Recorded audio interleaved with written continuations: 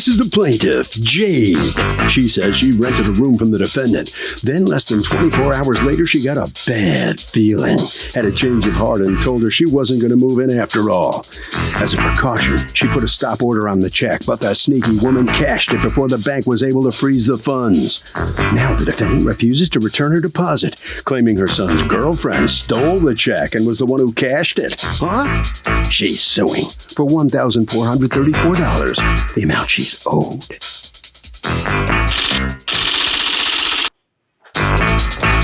This is the defendant, Farrah Velez Mills. She says it was fine by her when the plaintiff called and told her she had a change of heart about renting the room and told her she could come pick up her check. The woman never came, claimed the bank told her it was cashed, and after some investigating, discovered the check was stolen from her purse.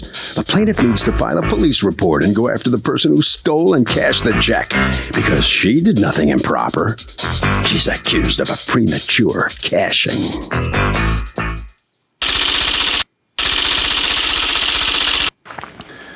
All parties, please raise your right hands.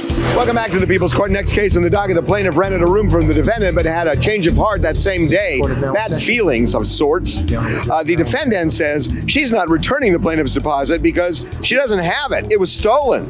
It's the case of check, please. Thank you, Douglas. Okay, Jade, you've asked to be referred to only by your first name. You are suing Farrah Velez Mills for $1,434 that you say you are out as a result of her losing a deposit check she'd agreed to return to you. Tell me what happened.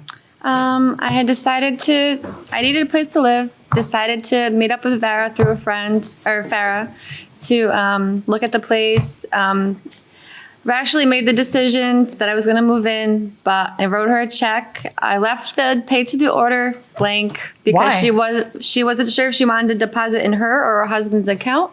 And so then I had called her the next day and said, I'm really sorry, but I can't do this. This isn't right for me.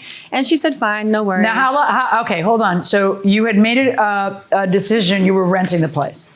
And you were going to move in how much later than that? Probably like the first of the next month. So Which was how much later than that? Couple weeks, maybe. Couple weeks later. A week or two, yeah. And then you hadn't signed a lease. Were you going to sign a lease, or it was a month to month? We were going to. Well, we were going to sign a contract saying, that I had given her the money and. Okay, so the next day you tell her it's not right for me, and right, and then you're like really nice and say, okay, I'll give you your money back. Yeah. Because it was now. If you give her the money, what day? The 21st of April. Right. So the next month is. But she didn't call me back the next day. Right. She had texted me, I'm so excited to move in. And I said, okay, fine, no problem. So when does she tell you I can't move in? Almost 2 weeks later, she calls me and says she's not taking the place. So I told her, okay, so come back and pick up your money. Which was very nice of her, because other landlords would just say, too bad, so sad. I can't rent it for next month. You haven't given me enough time. I stopped advertising it. I stopped renting it. You owe me 1 month's rent and sent you packing, but you didn't. Right, I didn't. No, and I said I wasn't going to cash the check or deposit the check until she moved in. Right, that's why which was also something you didn't need to do. Right, that's why I kept the check. This will teach you. Yeah, right. Okay, so now what happens when you say I'll go? It was the next day because I put the stop payment on the Monday. The bank opened to just be sure that the check wouldn't go through. And when did the check get cashed? The 7th of May. But if you put the stop payment through on what day? On the 23rd. Well, then if you put a stop payment through, how did the check get cashed? I know the bank. I fought with them about it for a while. What'd they say? They said because I hadn't filled out pay to the order that they somehow let it slip through, and they couldn't. No, that's nonsense. Because by the time somebody's trying to cash a check, it's filled to the order of whoever it's filled to the order of. Right. A stop payment is a stop payment. They don't care who it's filled to the order of. I know. When you fill out a stop payment, they don't ask you. Yeah. Right. So what you're saying sounds like the bank is telling you, wait, what ends up happening, by the way? You go to give her back her check, and what happens? She calls me and says, Farrah, did you cash the check? I said, no, I didn't. I said, when are you going to come get it? She goes, no, someone cashed the check. I said, hold on a second. I got nervous. I said, no, the check is I had it in a wallet in one of my bags.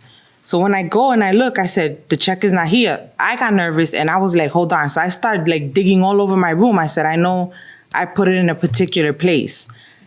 Then my brother came over. I was crying and nervous and stuff because this is her money. I had no intentions of doing that. I know. We started investigating between my son and his friend. They took the check. They deposited it into the girl's account. The girl was I didn't the friend? even know. Yeah, I didn't even know who the girl was. Because you checked to see where that check got deposited. Right. So on the she back of the came check. over, and I somehow got in contact with the girl. I was fighting with everybody. And what'd the girl 'Cause say? she was like, "Oh, I didn't take the check.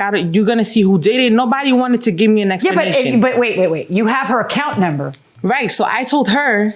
Wait. Never mind what you told her. What'd you tell that friend of your son and your son when everything was up because the account number's on there? Right. I said, you guys have to come up with the money. Who has the money? Wait. What did they say about whether they stole $1,400 from your purse?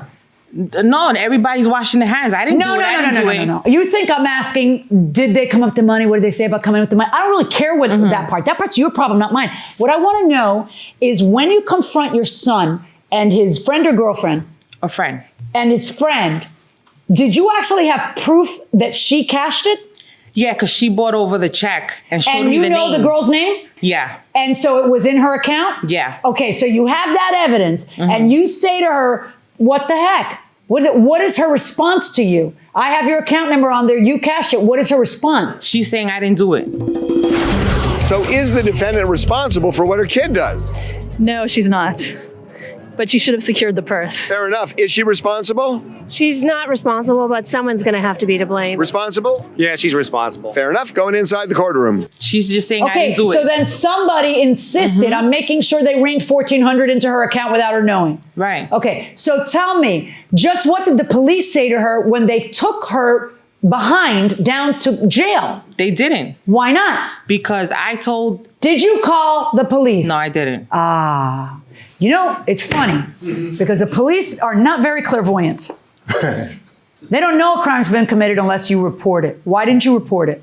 I never met the girl personally. I didn't even know who she was. So what? So now explain to me why you didn't call the police on her. I'm trying to investigate who the girl is. I don't know where she lives. Great. Why don't you have the police do that? That's what they do best, investigate.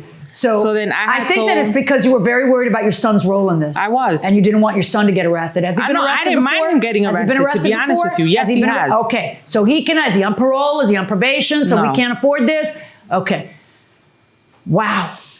But I told her to come with me to the precinct. Everyone is nailing you.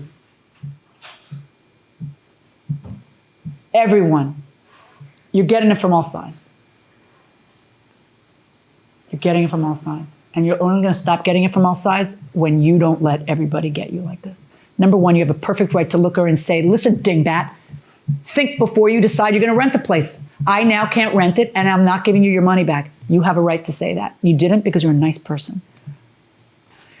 If you live in a house with a kid you can't trust for whatever reason, you don't leave cash in your purse, and that's exactly the same as cash. And if you find out that your son and his friend stole your money, you don't let them get away with it. But you enable them when you let them get away with it. You know? Right.